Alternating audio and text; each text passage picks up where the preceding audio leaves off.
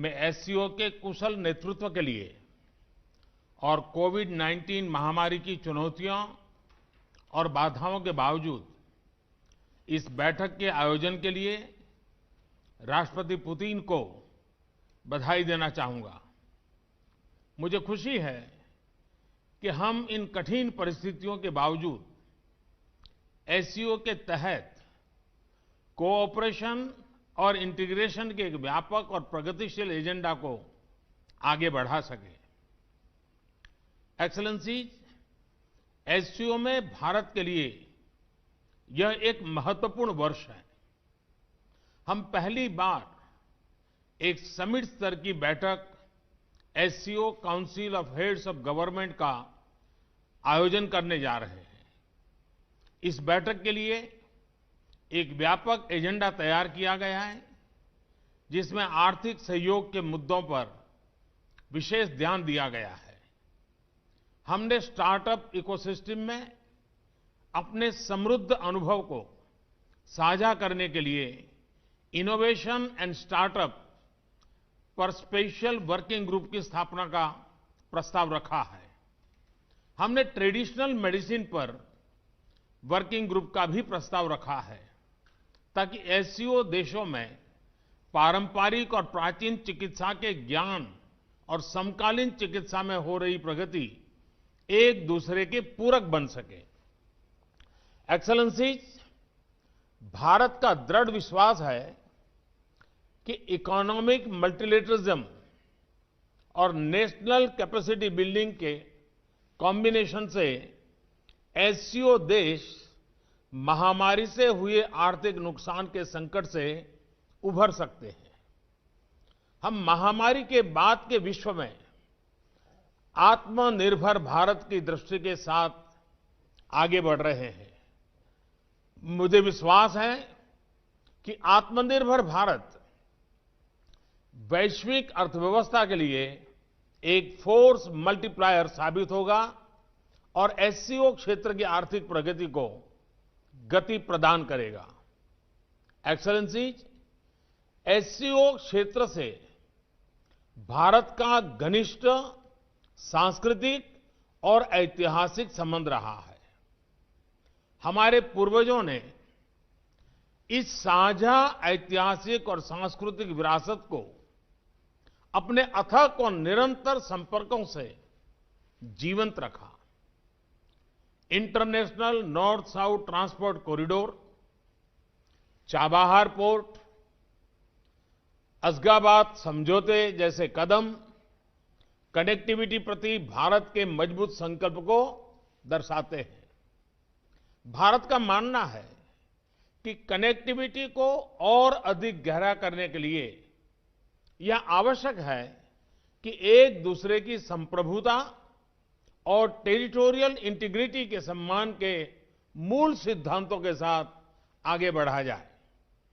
Excellencies, United Nations ने अपने 75 years पूरे किए हैं, लेकिन अनेक सफलताओं के बाद भी संयुक्त राष्ट्र का मूल लक्ष्य अभी अधूरा है।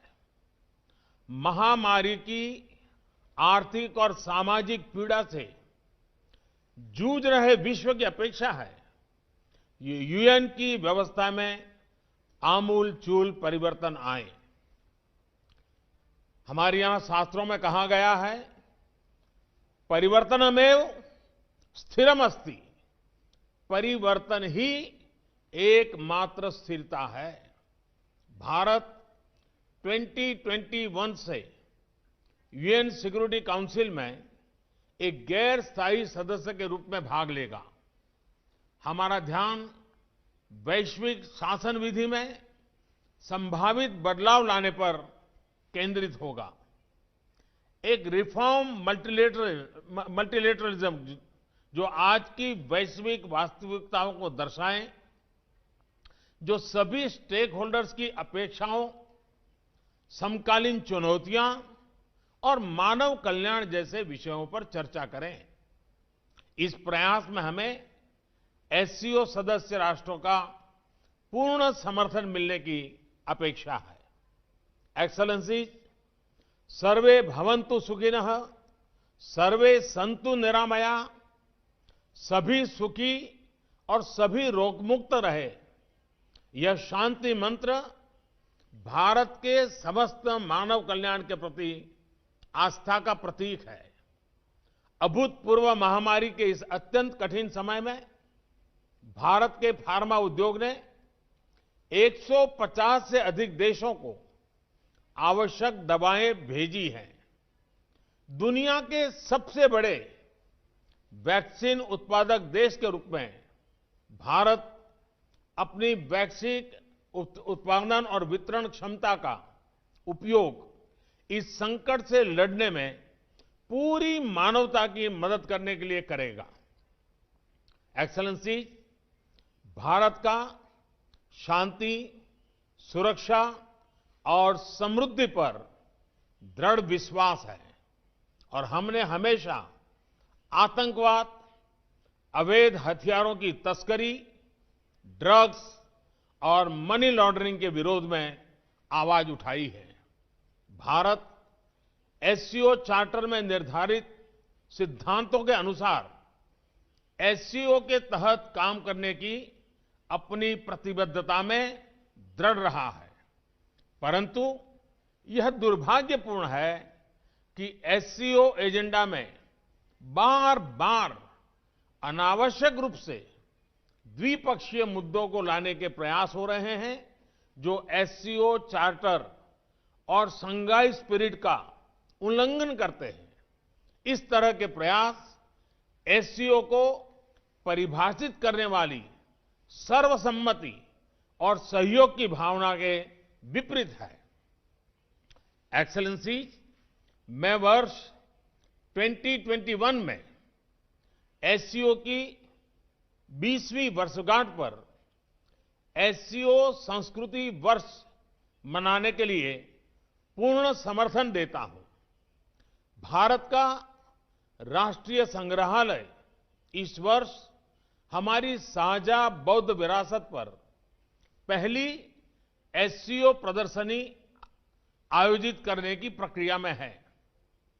भारत की साहित्य अकादमी ने रूसी और चीनी भाषा में 10 भारतीय साहित्यिक कृतियों के अनुवाद का काम पूरा किया है और मुझे विश्वास है कि अगले वर्ष भारत महामारी मुक्त वातावरण में एससीओ फूड फेस्टिवल की मेजबानी करेगा।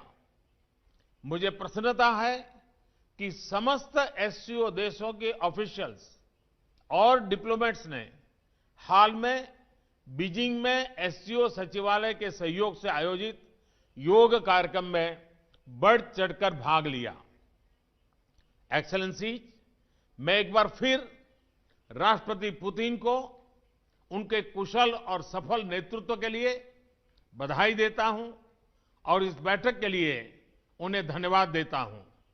मैं राष्ट्रपति इमामोली रहमान को अगले वर्ष के लिए एससीओ की अध्यक्षता करने के लिए बधाई और शुभकामनाएं देना चाहता हूं और ताजिकिस्तान के सफल अध्यक्षता के लिए भारत के पूर्ण सहयोग का आश्वासन भी देता हूं। बहुत बहुत धन्यवाद।